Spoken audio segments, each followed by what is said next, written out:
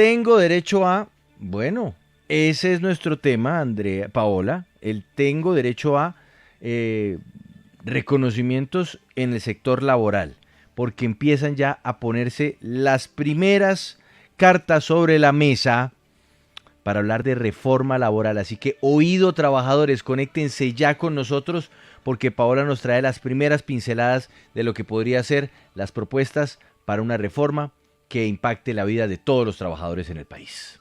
Sí, señor Juan Pablo, vamos a hablar inmediatamente con empresarios y también con representantes de los trabajadores, los sindicatos, porque en las últimas horas se ha llevado a cabo una de esas primeras reuniones con el gobierno nacional, con la ministra de Trabajo y por supuesto todo esto preparando lo que será ese proyecto de ley que se espera sea tramitado en este periodo legislativo Ujú. por parte del gobierno ante el Congreso de la República. Usted sabe que el presidente Gustavo Petro ha dicho que la prioridad este semestre es la reforma pensional, la reforma a la salud, pero también la reforma laboral y por eso es que es importante ya empezar a hablar de los cambios que traería ese proyecto y de las propuestas que vienen desde los directamente interesados que son los empresarios y los trabajadores, ya lo decíamos. Por un lado, pues Juan Pablo, los trabajadores tienen propuestas bastante interesantes como aumentar la licencia de paternidad. Esto le interesa a Andrea, por ejemplo, porque vea, en Oh. este momento, Andrea, usted lo sabe, son 30 días que va a tener su esposo, su pareja, para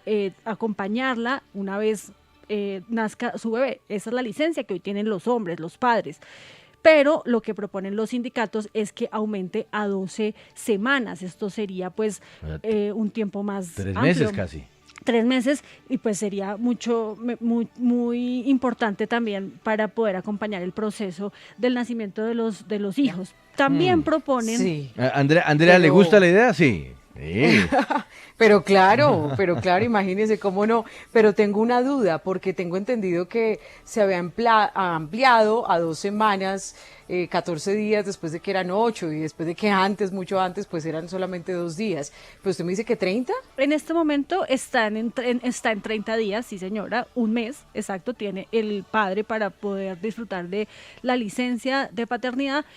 Pero lo que están proponiendo los sindicatos es que se aumente a 12 semanas, ya lo decía Juan Pablo, es aproximadamente unos 3 meses. Esa es Claro. una de las propuestas que obviamente pues tiene que pasar por el Congreso y tiene que tener toda la discusión porque pues esto a los empresarios puede que no les guste debido a lo que significa, lo que implica en términos de costos laborales. Claro. Pero hay otras cosas como por ejemplo crear una regla general en el país para que todos los contratos sean a término indefinido o también acabar con los contratos de aprendizaje y pues para hablar sobre el detalle puntual de esas propuestas que hacen los trabajadores está con nosotros Francisco Maltés, él es el presidente de la Bien. Central Unitaria de Trabajadores CUT.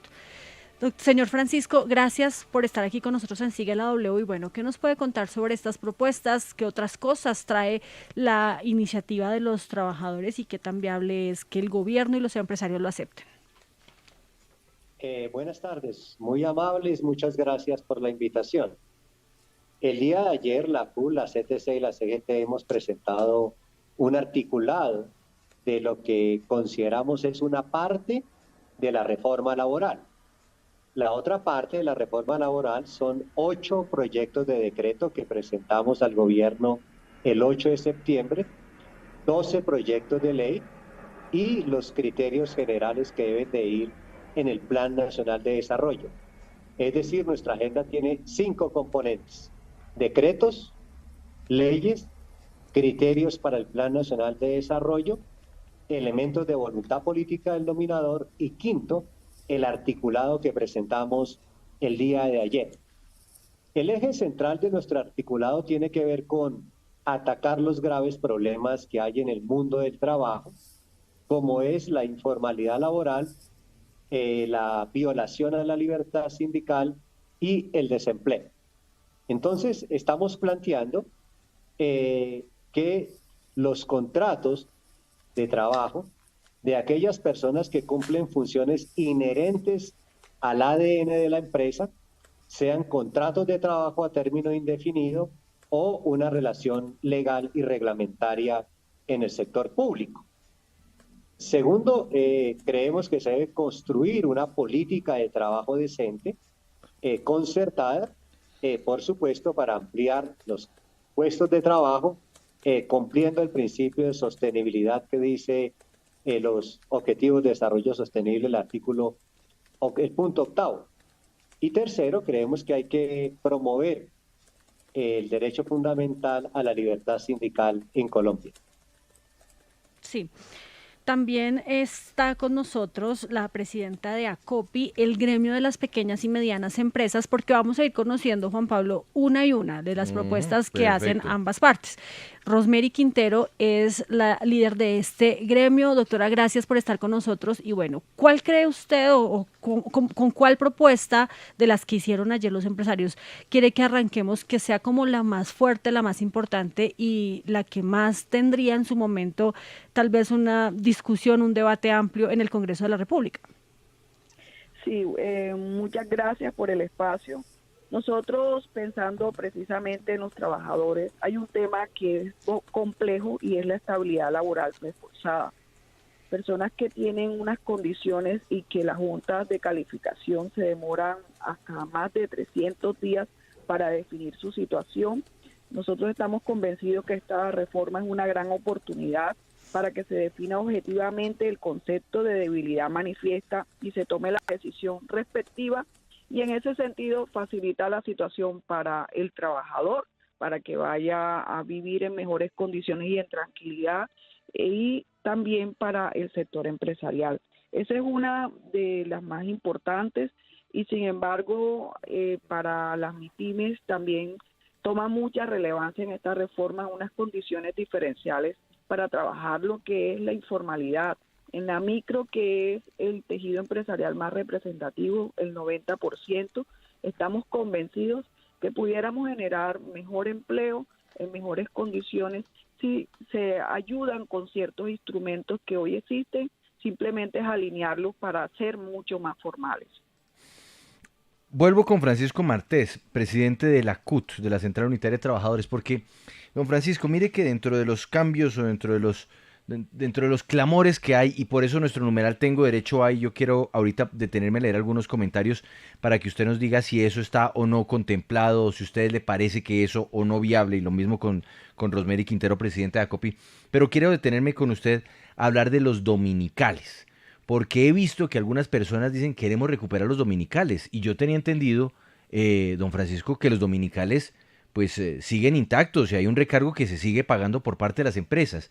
Puntualmente, desde el sector sindical, ¿qué es lo que se buscaría respecto al reconocimiento de trabajo en domingos y festivos para incrementar el flujo de recursos o el ingreso del trabajador?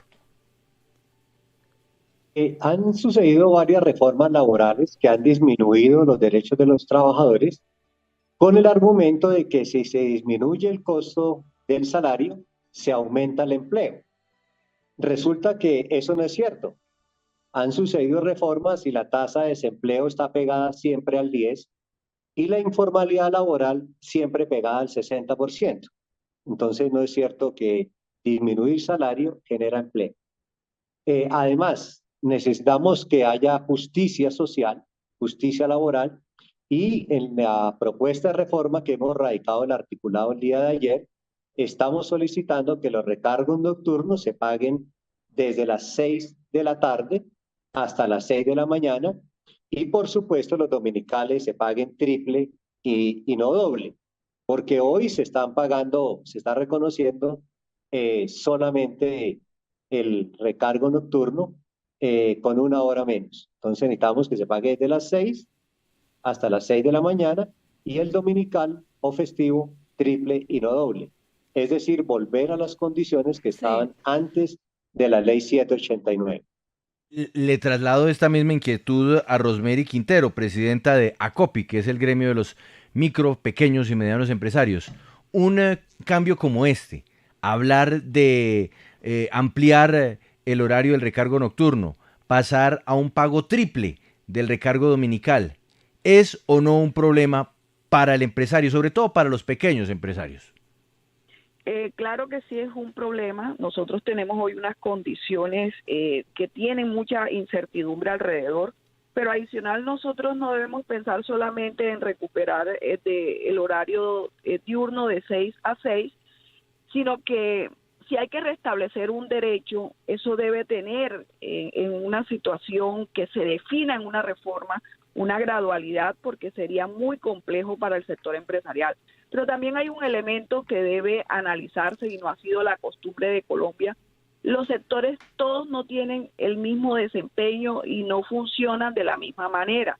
Por ejemplo, lo que es servicios y lo que es comercio tiene condiciones totalmente diferentes que deben considerarse en retornar a lo que inicialmente estipulaba la ley. Pero Juan Pablo, no debemos olvidar algo también. Nosotros ya hoy estamos pensando y ya estamos, nos corresponde a partir de mitad de año cumplir con la reducción de la jornada de 48 horas, ir quitando gradualmente el número de horas que se trabajan. Entonces, si tú sumas las dos situaciones, genera un gran impacto, y sí es verdad que impacta en generación de empleo, porque es que cuando estamos pensando en reformas, pensamos en los que están trabajando hoy, pero no pensamos en los que no están teniendo la oportunidad de vinculación laboral. Mire, aquí le empiezo a leer algunos comentarios que van llegando, Paola, con nuestro numeral Tengo Derecho a. Por ejemplo, dice Mauricio Herrera, tengo derecho a que los días 31 sean remunerados y que en su efecto no sean tipo de descuento. ¿Por qué no pagan el 31, el día 31, pero sí es descontable? Resulta ilógico. Numeral, tengo derecho a. A ver, le leo otro comentario que llega con este hashtag. Numeral, tengo derecho a. Dice también con este numeral, tengo derecho a, bueno, John y Daisy Jiménez, licencia de paternidad, 14 días calendario. Eso es lo que hay hoy, ¿no? Sí, es que sí, bueno, ya le vamos a aclarar Ajá. ese punto de la licencia, pero antes, frente a lo que estaban mencionando el doctor Maltés y la doctora Rosemary Ujú. con respecto a la jornada laboral, lo que se propone por parte de los sindicatos, para que quede bien claro, es que volvamos al horario de 6 a 6 Sí, y sí, ya de ahí en adelante que se puedan cobrar los recargos nocturnos. Hoy está claro. hasta las 9 de la noche, y lo que proponen en cambio los empresarios es que haya una jornada exclusiva nocturna para aquellas personas que pues trabajan en estos turnos de por la noche, pero para que no se les pague con un recargo, sino que sea como otra jornada diferente a la O del sea, sin día. recargo.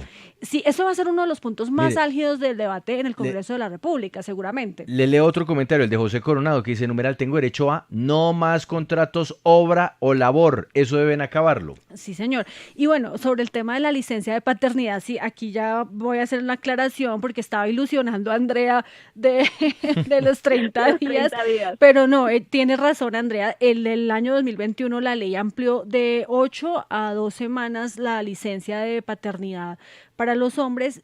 Y me refería a los 30 días es porque son 30 días para los bebés que nazcan con alguna enfermedad, y entonces en este caso el papá podría pues pedir hasta los 30 días, pero no, tranquila Andrea, solamente va a tener 2 semanas en su casa a su esposo. Y quiero preguntarle sobre eso al señor Maltés, al presidente de la CUT, ¿por qué se quiere ampliar hasta 12 semanas la licencia de paternidad? Bueno, quisiera decir algo sobre este tema de los recargos. Eh, en la discusión del salario mínimo, salió a flote que no se podía incrementar mucho el salario mínimo porque había que tener un plan de contingencia para cuando se recuperaran los recargos nocturnos no afectaran a las empresas. Entonces, aquí los empresarios juegan siempre a dos cartas con el objetivo de no garantizar plenos derechos a los trabajadores. Segundo, los recargos son para las personas más humildes. Y los recargos nocturnos, en esencia, en el sector privado son para los celadores que ganan el salario mínimo. Todos los celadores ganan el salario mínimo. Por eso decimos que también es un acto de justicia a aquellas personas que ganan el salario mínimo, como son los celadores. Y en el sector público, en general, los recargos nocturnos se mantienen en el horario que es pleno, porque tenemos otro tipo de régimen. Ahora, hay unas recomendaciones de la Organización Mundial de la Salud en cuanto a lo que tiene que ser la atención para los niños y niñas al momento de nacer. Y lo que dice la OMS es que el momento en que los padres más atención deben de prestar a los niños y niñas, porque ahí se define muchas de las condiciones de vida, es el primer año. Entonces, aquí lo que queremos es que haya un buen tiempo para las mujeres que puedan hacerlo y el mismo para los hombres, atendiendo unas recomendaciones internacionales. Sí, y bueno, sobre eso, ¿qué opinan los empresarios? ¿Es viable, es posible, doctora Rosemary Quintero, que se aumente la licencia para los hombres, la licencia de paternidad? Pues yo creo que las 2 semanas sería un tema que ya existe, tú misma lo expresaste, para niños que nacen con condiciones específicas es más tiempo, pero 12 semanas me parece un absurdo y es que es algo que nosotros cometemos y es el gran error. Siempre estamos mirando todas las recomendaciones internacionales que por lo general se aplican fácilmente a países muy desarrollados.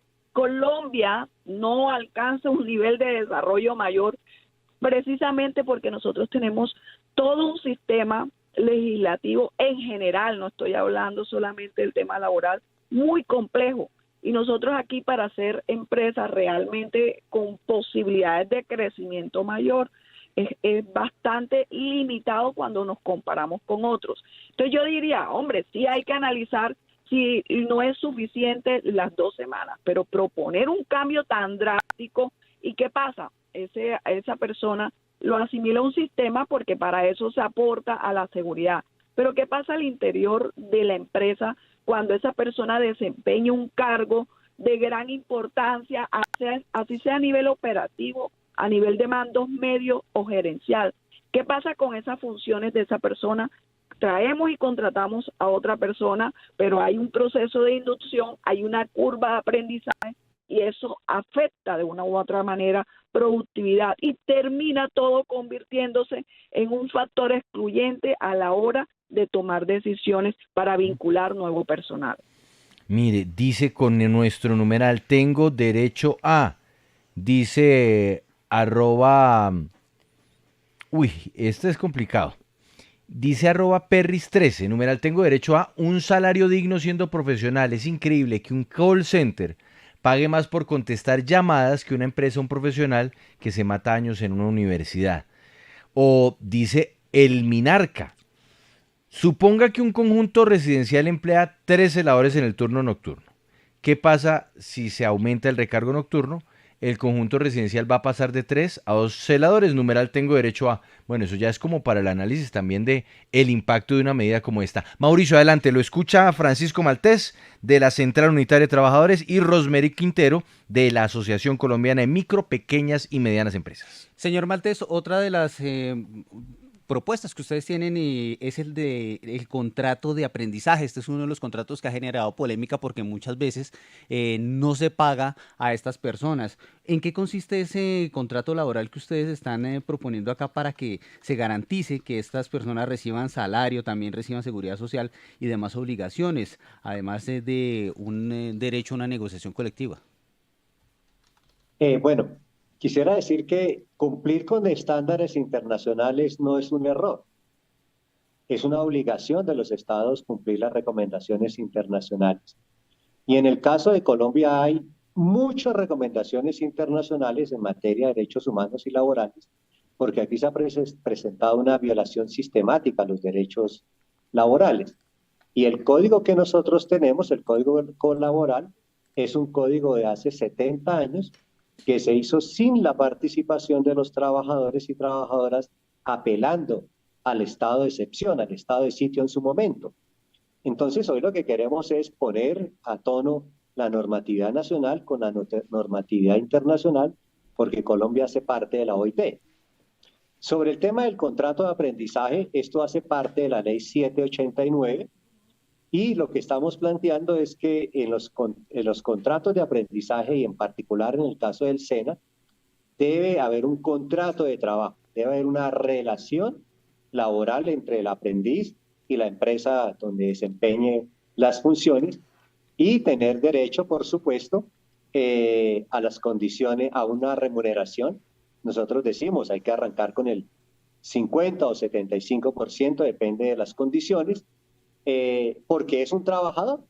Sí. Que es aprendiz, sí, pero es un trabajador. Si es trabajador, tiene que tener un contrato de trabajo, tal como lo estipulaba en su momento la ley Pero, 189 para los y aprendices eso, del SENA. y eso en su momento, don Francisco, cuando se presentó o se creó ese contrato de aprendizaje, buscaba era que se lograra vincular a más jóvenes al mundo laboral. ¿Eso no funcionó o sí funcionó? No, sí ha funcionado en muchas empresas, Ujú. que las personas que son excelentes trabajadores, como lo son la inmensa mayoría, se quedan después del contrato de aprendizaje trabajando en la empresa. Aquí en la CUD hemos hecho eso con algunos periodistas. Cuando las posiciones económicas nos lo permiten, hace el aprendizaje que le pagamos acá y se queda. Eso es muy importante para las empresas.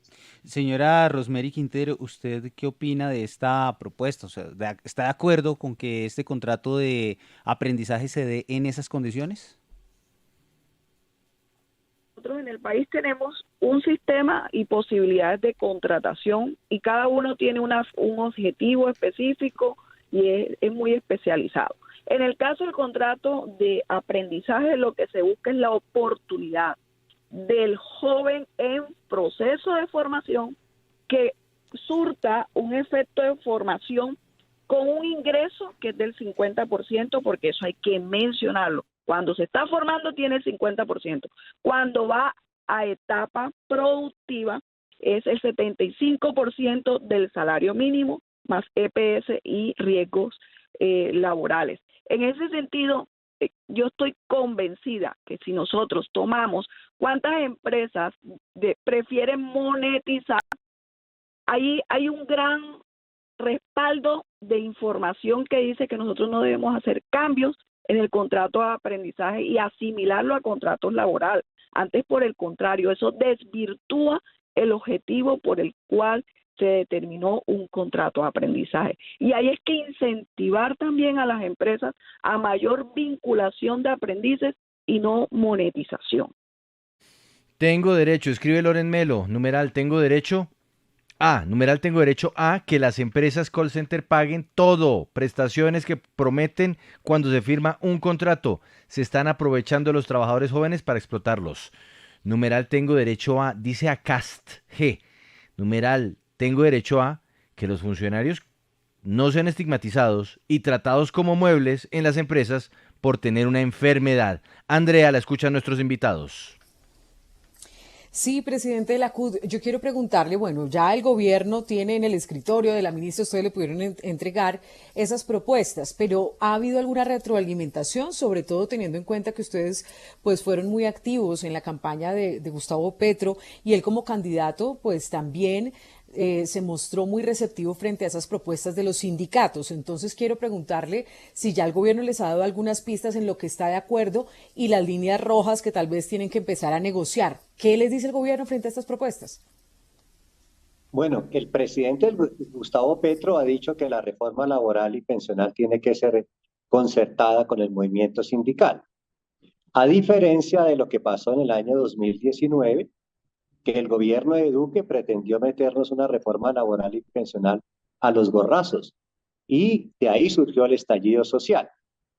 El 8 de septiembre le presentamos una agenda laboral al gobierno, que es la que explicaba al comienzo del programa, y hemos tenido las reuniones que han sido públicas, donde el gobierno ha expresado muy claro a través de la ministra que los recargos nocturnos deberían volver desde las 6 de la tarde. Es el mensaje más claro en esta materia que hemos escuchado del gobierno nacional. Quiero ir con doña Rosemary Quintero para plantearle una pregunta que estoy viendo aquí, me parece muy interesante. Dentro de una reforma laboral, escribe Mónica Morales J4, numeral, tengo derecho a que las empresas no terminen mi contrato sin justa causa, dándome una irrisoria indemnización y sacándome a mis 50 años cuando ya nadie me va a contratar. ¿Usted se imagina o plantea algo para proteger a estas personas que a partir de cierta edad es difícil que las contraten? Es una terrible realidad del sector laboral en Colombia. Pero ¿cómo proteger a quienes son mayores de 45 años, 50 años, que igual todavía les falta un trecho para pensionarse y difícilmente consiguen trabajo? Juan Pablo, pero que si de los 40 y pico años ya estamos pensando en la pensión, y que el contrato tiene que estar amarrado o que se legisle más para que a las personas no la retiren, yo diría que eso sería un absurdo. Entonces cada día nosotros limitaríamos y generaríamos factores de exclusión para determinadas edades. Eso, las relaciones laborales no pueden regirse de esa manera.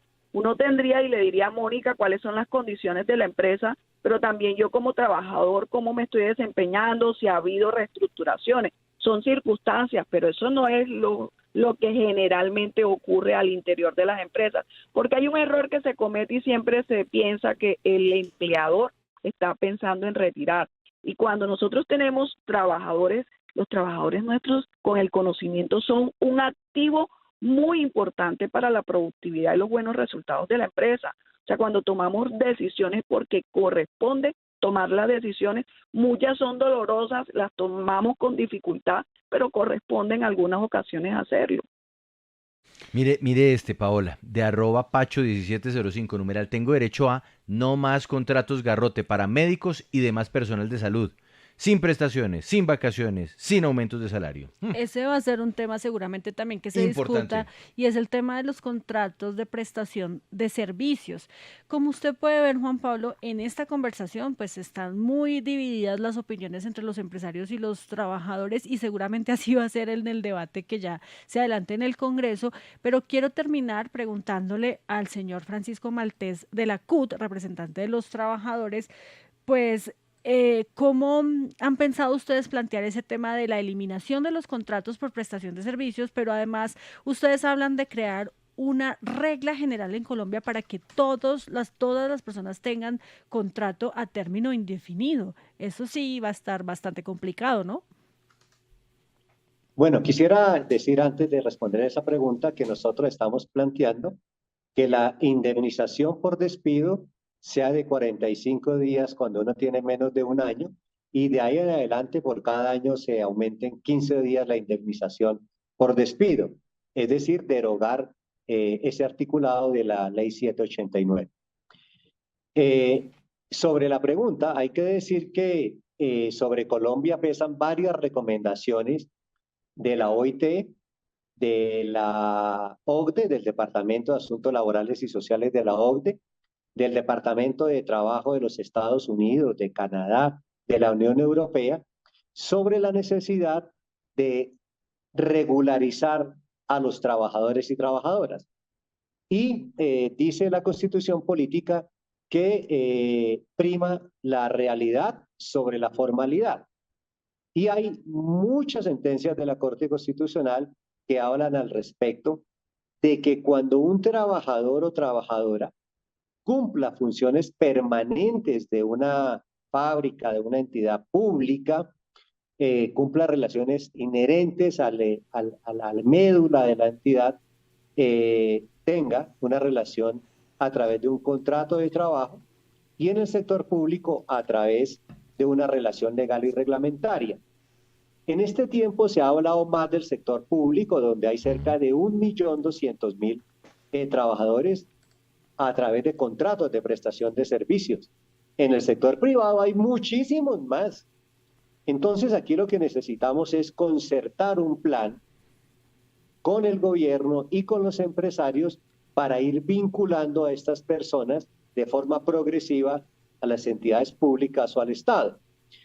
Sobre el Estado hay demandas que valen más de 2 billones de pesos por contrato realidad, y creo que también debe haber otro tanto en el sector privado. Entonces hay que hacer un plan concertado para ir ampliando las plantas de personal de forma progresiva para vincular a quienes cumplen funciones permanentes inherentes al ADN de la empresa o entidad pública.